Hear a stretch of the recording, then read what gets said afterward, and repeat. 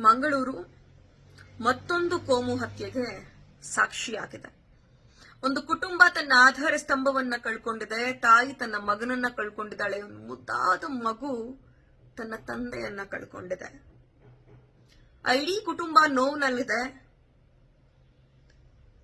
ಆ ನೋವು ಈ ಕೊಲೆ ಮಾಡಿದವ್ರ ಕುಟುಂಬಕ್ಕೆ ಸಂತೋಷ ಕೊಟ್ಟಿದ್ಯಾ ಅಂತ ಅಂದ್ರೆ, ಆ ಕೊಲೆ ಮಾಡಿ ದಂಥ ಹುಡುಗರು ಜೈಲಿಗೆ ಹೋಗಿ ಅವ್ರ ಕುಟುಂಬ ಕೂಡ ನೋವಿನಲ್ಲಿದೆ.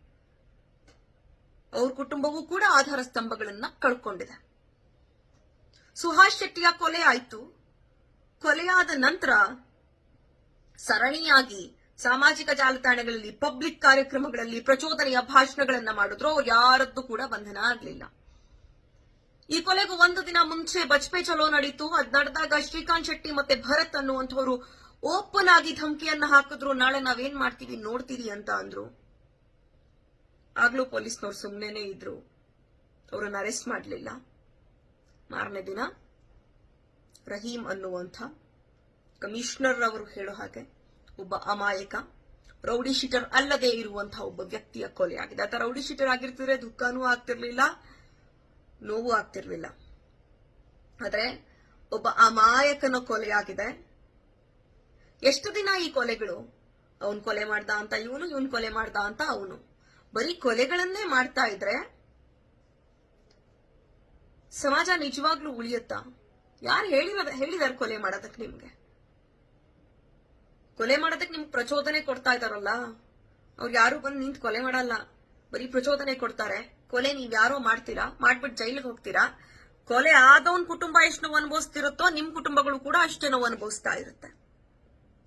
ಈಗ ಸರ್ಕಾರದ ಬಳಿ ನಮ್ಮೆಲ್ಲರ ರಿಕ್ವೆಸ್ಟ್ ಏನು ಅಂತ ಅಂದ್ರೆ, ಯಾರು ಕೊಲೆ ಮಾಡಿದಾರೋ ಅವರಿಗೆ ಕೊಡುವಷ್ಟೇ ಶಿಕ್ಷೆಯನ್ನ ಕೊಲೆಗೆ ಪ್ರಚೋದನೆ ಕೊಟ್ಟವ್ರಿಗೂ ಕೂಡ ಕೊಡಬೇಕು. ಬಚ್ಪೆ ಚಲೋನಲ್ಲಿ ಭಾಷಣವನ್ನ ಮಾಡಿ ನಾಳೆ ನಾವೇನ್ ಮಾಡ್ತೀವಿ ನೋಡ್ತಾ ಇರಿ ಅಂತ ಹೇಳಿ ಕೋಮು ಪ್ರಚೋದನೆಯನ್ನ ಕೊಟ್ಟಂತ ಶ್ರೀಕಾಂತ್ ಶೆಟ್ಟಿ ಆಗಿರ್ಲಿ, ಭರತ್ ಆಗಿರ್ಲಿ, ಸಾಮಾಜಿಕ ಜಾಲತಾಣಗಳಲ್ಲಿ ಪುಂಕ್ತಾ ಕೂತ್ಕೊಂಡಿರೋರಾಗಿರ್ಲಿ, ಅವ್ರ ಭಾಷಣ ನಡಿಬೇಕಾದ್ರೆ ಚಪ್ಪಾಳೆ ತಟ್ತಾ ಕೂತಿದ್ದಂತಹ ಶಾಸಕರುಗಳನ್ನಾಗ್ಲಿ ಮುಲಾಜಿಲ್ದೆ ಒದ್ದು ಒಳಗ್ ಹಾಕಿದ್ರೆ ಪ್ರಾಯಶಃ ಮಂಗಳೂರು ಶಾಂತವಾಗುತ್ತೆ. ಯಾರ್ದೋ ರಾಜಕಾರಣವನ್ನು ಪೂರ್ತಿ ಮಾಡೋದಕ್ಕೆ ದೇವರು ಧರ್ಮದ ಹೆಸರುಗಳನ್ನ ಹೇಳ್ತಾ ಕೊಲೆ ಮಾಡಿ ಅಂತ ಯಾರು ಹೇಳಿದ್ದಾರೆ? ಯಾವ ದೇವ್ರು ಹೇಳಿದೆ ನಿಮ್ಗೆ ಕೊಂದ್ಬಿಟ್ಟು ನನ್ನ ಧರ್ಮ ಉಳಿಸಿ ಅಂತ? ಅಲ್ಲಾನು ಹೇಳಿಲ್ಲ, ಈ ಕಡೆ ಹಿಂದೂ ಧರ್ಮದ ಯಾವ ದೇವರುಗಳು ಕೂಡ ಹೇಳಿಲ್ಲ. ಕೊಂದು ಉಳಿಸ್ಕೊಳ್ಳುವಂತ ಯಾವ ಧರ್ಮವೂ ಕೂಡ ಇಲ್ಲ ಅನ್ನೋದು ಯಾವಾಗ ಅರ್ಥ ಆಗುತ್ತೆ? ಸುಹಾಸ್ ಶೆಟ್ಟಿ ಕೊಲೆ ಆದ ನಂತರ ಸೂಕ್ತವಾದ ಕ್ರಮವನ್ನ ತಗೊಳ್ಬೇಕಾಗಿದ್ದು ನಮ್ಮ ಸರ್ಕಾರ. ಆದ್ರೆ ಅದನ್ನ ತಗೊಳ್ದೇ ಇರೋ ಕಾರಣದಿಂದಾಗಿ ಒಬ್ಬ ಅಮಾಯಕನ ಕೊಲೆ ಆಗಿದೆ. ಈಗ್ಲೂ ಕೂಡ ನಾವು ಪ್ರಶ್ನೆ ಮಾಡ್ಲಿಲ್ಲ ಅಂತ ಅಂದ್ರೆ ನಾಳೆ ಬದುಕೋದು ಹೇಗೆ ಅನ್ನುವಂಥ ಪ್ರಶ್ನೆ ನಮ್ಮೆಲ್ಲರಲ್ಲೂ ಕಾಡ್ತಾ ಇದೆ. ನೀವ್ಯಾರೋ ಒಂದಷ್ಟು ಜನ ಕೋಮು ಸಂಘಟನೆಗಳಲ್ಲಿರೋರು, ಎರಡೂ ಕಡೆನು ಕೋಮು ಸಂಘಟನೆಗಳಲ್ಲಿರುವಂತವ್ರು ಕೊಲೆ ಮಾಡ್ತೀರಾ, ಮರ್ಡರ್ ಮಾಡ್ತೀರಾ, ಜೈಲ್ಗೂ ಹೋಗ್ತೀರಾ, ಬರ್ತೀರಾ.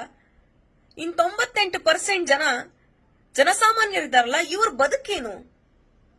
ಮಂಗಳೂರಲ್ಲಿ ಆಟೋ ಓಡಿಸ್ಕೊಂಡು, ಟ್ಯಾಕ್ಸಿ ಓಡಿಸ್ಕೊಂಡು ಬದುಕ್ತಾ ಇರುವಂತಹ ನನ್ನ ಅಣ್ಣ ತಮ್ಮಂದ್ರ ಬಗ್ಗೆ ನಂಗೆ ಯೋಚನೆ ಆಗುತ್ತೆ. ಹೊರಗಡೆ ಹೋಗ್ಬೇಕಾದ್ರೆ ಎಲ್ರು ಯೋಚನೆ ಮಾಡುವಂತ ಪರಿಸ್ಥಿತಿ ಶುರು ಆಗಿದೆ. ದಯವಿಟ್ಟು ನಾವು ನಮ್ಮ ಸರ್ಕಾರದ ಬಳಿ ವಿನಂತಿಸ್ಕೊಳ್ಳೋದೇನು ಅಂತ ಅಂದ್ರೆ, ಯಾರು ಈ ಕೋಮು ಪ್ರಚೋದನೆಯನ್ನ ಕೊಡುವಂತವರಿದ್ದಾರೆ ಇವರ ವಿರುದ್ಧ ನಿರ್ದಾಕ್ಷಿಣ್ಯವಾಗಿ ಕ್ರಮವನ್ನ ಕೈಗೊಳ್ಳುವಂತ ಕೆಲಸವನ್ನ ಮಾಡಬೇಕು. ಇಲ್ಲ ಅಂತ ಅಂದ್ರೆ ಇವತ್ಯಾರೋ ರಹೀಂ ಸತ್ತಿದ್ದಾನೆ, ನಾಳೆ ನಮ್ಮನ್ ಕೊಲೆ ಮಾಡಲ್ಲ ಅನ್ನೋದು ಯಾವ ಗ್ಯಾರಂಟಿ? ನಾಳೆ ಇನ್ಯಾರನ್ನ ಕೊಲೆ ಮಾಡೋದಿಲ್ಲ ಅನ್ನೋದು ಯಾವ್ದು ಗ್ಯಾರಂಟಿ? ನೋಡಿ, ನಾನು ಎಲ್ಲರ ಹತ್ರ ವಿನಂತಿಸ್ಕೊಳ್ಳೋದು ಇಷ್ಟೇ, ವಿಶೇಷವಾಗಿ ಮಂಗಳೂರಿನ ನಾಗರಿಕರಲ್ಲಿ ವಿನಂತಿಸ್ಕೊಳ್ಳೋದೇನು ಅಂದ್ರೆ, ಹಿಂದೂ, ಮುಸ್ಲಿಂ, ಕ್ರೈಸ್ತ ಇದ್ಯಾವುದನ್ನು ನೋಡದೆ ಪ್ರಜ್ಞಾವಂತರಾಗಿರುವಂತಹ ನಾವೆಲ್ಲರೂ ಕೂಡ ಮಂಗಳೂರಿಗೆ ಈಗಲಾದ್ರೂ ಅರ್ಥ ಮಾಡಿಸ್ಬೇಕಾಗಿದೆ, ಕೊಲೆಗೆ ಕೊಲೆ ಉತ್ತರ ಅಲ್ಲ ಅಂತ. ಸುಹಾಸ್ ಶೆಟ್ಟಿ ಕೊಲೆ ಆಯ್ತು, ಅದಾದ್ಮೇಲೆ ಇವನ್ ಯಾವನ್ನೋ ಅಮಾಯಕನೊಬ್ಬನ ಕೊಂದು ಬಿಟ್ರಿ. ನೋವು ತೀರ್ ಹೋಗುತ್ತಾ? ಸುಹಾಸ್ ಶೆಟ್ಟಿ ತಂದೆ ತಾಯಿ ನೋವು ತೀರ್ ಹೋಗುತ್ತಾ? ಬರೀ ಪ್ರಚೋದನೆ ಕೊಟ್ನಲ್ಲ, ಅವನು ಬಾಯಿ ಚಪ್ಪಲ ತೀರುತ್ತಷ್ಟೇ. ದಯವಿಟ್ಟು ಸಮುದಾಯದ ನಾಯಕರು ಅಥವಾ ಧಾರ್ಮಿಕ ನಾಯಕರು ಅಂತ ಅನ್ನಿಸ್ಕೊಂಡಿರುವಂತವ್ರು ಬಾಯಿ ಚಪ್ಪಲಕ್ಕೋಸ್ಕರ ಮಾತಾಡಬೇಡಿ ಕಣ್ರಪ್ಪ. ನಿಮ್ ತಂದೆ ತಾಯಿ ನೋವು ಅಷ್ಟೇ, ಆ ತಂದೆ ತಾಯಿ ನೋವುಗಳು ಅಷ್ಟೇ. ಕೊಂದು ಉಳಿಸ್ಕೊಳ್ಳುವಂತ ಧರ್ಮ ಯಾವುದೂ ಇಲ್ಲ. ಸರ್ಕಾರ ನಿರ್ದಾಕ್ಷಿಣ್ಯವಾಗಿ ಶ್ರೀಕಾಂತ್ ಶೆಟ್ಟಿ ಮತ್ತು ಭರತ್ ಇವರನ್ನೂ ಕೂಡ ಎಫ್ಐಆರ್ ಅಲ್ಲಿ ಇವರ ಹೆಸರುಗಳನ್ನ ಕೂಡ ಸೇರಿಸಬೇಕು.